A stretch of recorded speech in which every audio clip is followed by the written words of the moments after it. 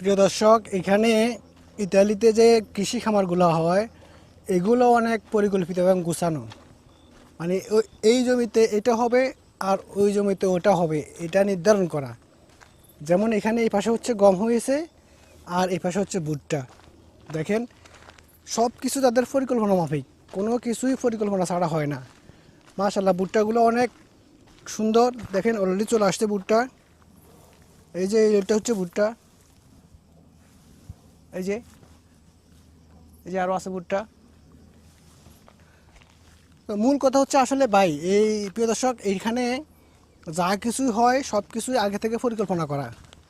ইতালির গ্রামগুলো এত সুন্দর হওয়ার পেছনে মূল কারণ হচ্ছে এই যে দেখেন, ওই যে দূরে বাড়িঘরগুলো আছে।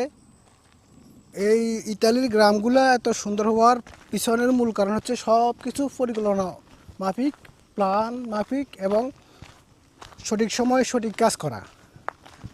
দেখতে পাচ্ছেন কত সুন্দর গ্রামীণ একটা রাস্তা। মনে হচ্ছে না দেশের বাইরে আছি, মনে হচ্ছে দেশেই আছি। তো এই হচ্ছে ইতালির গ্রামের অবস্থা। আর আপনি চাইলেই যে কোনো জায়গায় যে কোনো কিছু করতে পারবেন না। এখানে আপনার জায়গা পড়ে আছে খালি, কিন্তু আপনি চাইলে একটা ঘর বানাতে পারবেন না। এই যে এই পাশে দেখেন ভুট্টা ক্ষেতগুলা, এখানে এটা ভুট্টাই হবে এরকমই নির্ধারণ করা। যেখানে সেখানে আপনি বাড়িঘর নির্মাণ করতে পারবেন না। বাড়িঘরগুলো খুব প্ল্যান মাফিক করা হয়, সুন্দরভাবে গুছানো। ওই যে দূরে দূরে দেখতে পাচ্ছেন বাড়িঘরগুলা, এগুলো মানে নির্দিষ্ট একটা জায়গা পর পর। কত সুন্দর একটা এলাকা, আশেপাশে গাছপালা, রাস্তা, পাশে দিয়ে ড্রেন আছে, তার পাশে ভুট্টা ক্ষেত। খুব সুন্দর একটা মার্জিত এলাকা, হাঁটলে আপনার কাছে অনেক প্রশান্তি লাগবে। এই পুরো সপ্তাহ ধরে কাজ করার পরে যখন একদিন ছুটি পাওয়া যায়, তখন এই গ্রামে আসলে শরীরের সকল ক্লান্তি দূর হয়ে যায়।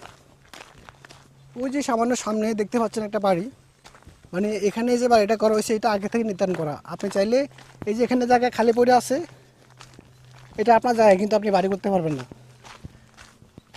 কোথায় কোন সময় কোন বাড়ি করা যাবে সেটা এখানকার ইউনিয়ন পরিষদ থেকে নির্ধারণ করা আছে।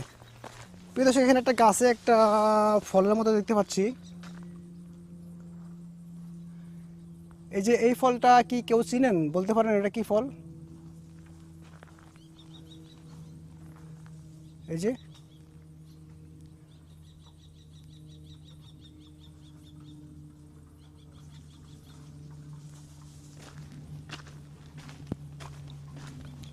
বাড়িঘরগুলো দেখেন প্রিয় দর্শক, কত সুন্দর প্ল্যান গুছানো।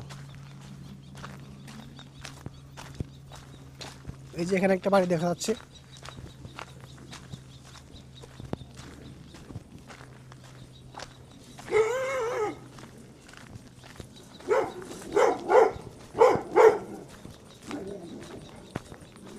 এই শালা করে শালা কুত্তা অপরিচিত লোক দেখছে, আইসে গিয়ে গোসু দিতে। হালা তুই যদি বাংলাদেশ হইতি না, তোর পিড়ে তোর আড্ডি গুড্ডি ভেঙে লাইতাম। হালা করে হালা।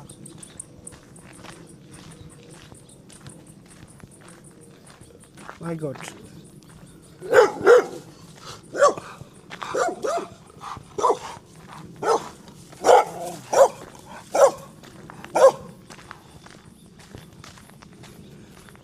মামিয়া, কলজা তো ঠিক আছে বাচ্চা।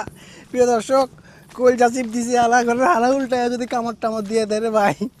অবশ্যই এখানে একটা বিষয় আছে ভাই, যদি আপনার পোষা কুকুর কোনো পথচারীকে কামড় দেয়, সেটার জন্য আপনাকে জরিমানা গুনতে হয়, এবং সেটা মোটা অঙ্কের।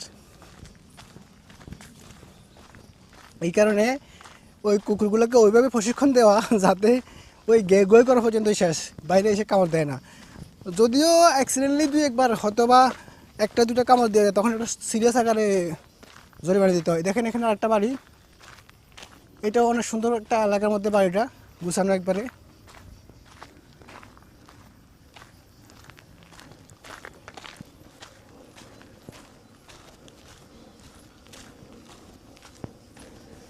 আর ওই যে ওই দূরে দূরে বাড়ি আছে, সবগুলাই সঠিকভাবে প্ল্যান মাফিক করা।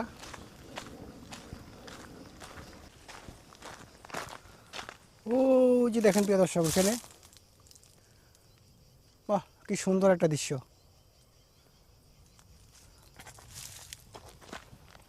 তো আসলে প্রিয় দর্শক, মূল বিষয়টা হচ্ছে এদের গ্রামটা সুন্দর হওয়ার পেছনে মূল কারণ হচ্ছে এলাকার বসবাস করেই স্থায়ী বাসিন্দারা। এই এলাকায় যারা স্থায়ীভাবে বসবাস করে তারাই তাদের এলাকাটা সবসময় গুছাই রাখে।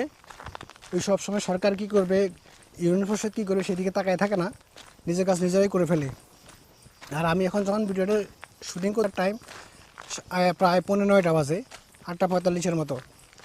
তো এখানে রাত রাত 8:45, কিন্তু এখনও সূর্য ডুবে না। এখানে সূর্য ডুবে হচ্ছে এখন যে সময়, এখন যে পরিবেশ, এই পরিবেশের অনুযায়ী সূর্য ডুববে রাত 9:15।